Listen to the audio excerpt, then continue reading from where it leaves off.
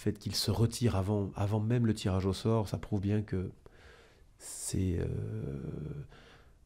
il est moins bien que ce qu'il pensait être.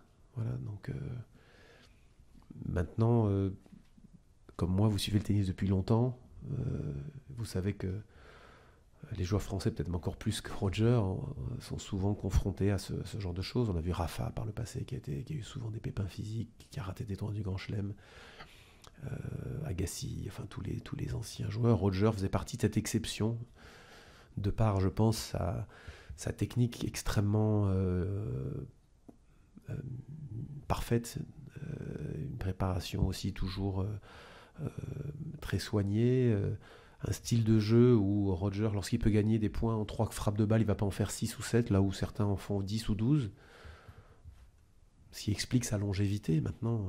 Après tant d'années passées sur le circuit, ben il a malheureusement pour lui, et j'en suis le premier navré parce que je suis, en tant que fan de tennis, je suis fan, on ne peut être que fan du jeu de Roger.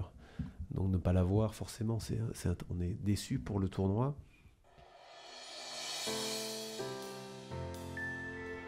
Je pense que peut-être Rafa a vu à travers ça peut-être un petit signe du destin.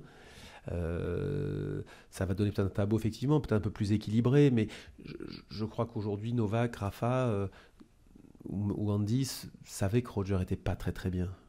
Quand on voit l'enchaînement de petits pépins physiques qu'il a eu et les défaites qu'il a subies, on a vu qu'il n'était pas encore à son meilleur niveau. Et on avait envie de croire que, moi le premier, qu'au fil des semaines, il allait arriver à Roland-Garros et qu'enfin, il allait montrer son vrai visage. Donc, malheureusement, ce n'est pas le cas.